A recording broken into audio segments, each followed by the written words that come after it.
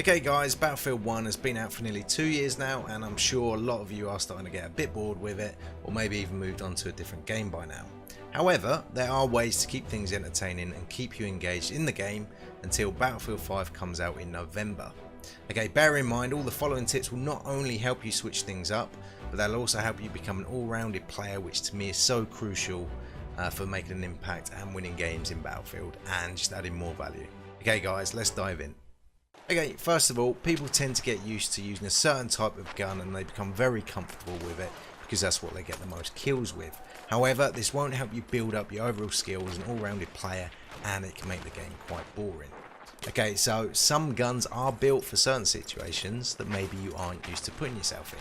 For example, if you tend to play more of a passive sniper, staying away from the front of the action, why not switch things up and change from a scope to an iron sight rifle and play as more of like an aggressive sniper style, getting closer to the action.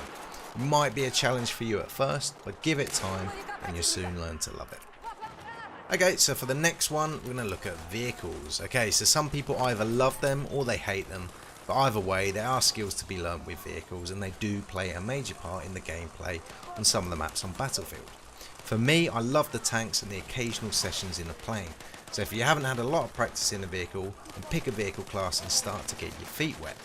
If you've tried it and you didn't like the feel of the mechanics, like for example with the chunky mechanics of the heavy bomber, you can always jump into an empty server and give it a go there until you get more used to it. Another way you can switch things up is if you've already gotten used to the flying with the default settings for your pilot buttons, then why not switch it to veteran? You probably hate it at first and you get your buttons mixed up, but you soon see the difference it makes to your gameplay once you've gotten used to it. Okay, so another area you can look at is unlocking some of those forgotten unlocked weapons you might still have waiting for you in your arsenal. These are great for building up skills in areas you haven't worked on, as they usually require a challenge such as getting 50 kills with a weapon you've stayed clear of using, which links back to my opinion of becoming a good all-rounded player. If you've been playing Battlefield 1 a lot, you should find these a lot easier to unlock now compared to earlier attempts. Right, these are something I haven't really paid too much attention to myself, but you probably do have a few of them still sitting around waiting to be finished, and others you've probably finished without you even being aware of. Okay, once again, these do also offer a challenge and an opportunity to increase the skill of an area of your playstyle, so why not go back in and finish them off.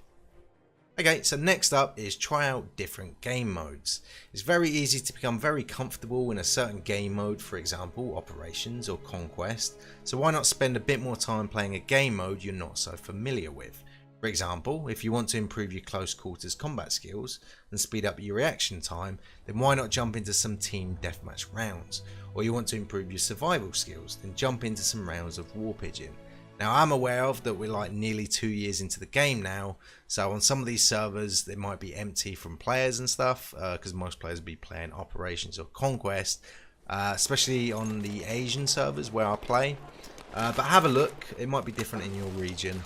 See what's available. There's definitely team deathmatch going anyway, and the occasional round of War Pigeon. But have a look and see what you can get. Okay, right, last of all, for a bit of fun, why not jump into single player and see how much you've improved as you tear through them AI bots with much more ease compared to how you did like 2 years ago. So this is something I've done recently when my internet was down. I fancied a bit of Battlefield action, so I jumped into single player, and to be honest, I found it really fun. Just like the ease of it after playing online and stuff, because of how much playing online improves your skills. So if you want a bit of fun, jump into some single player.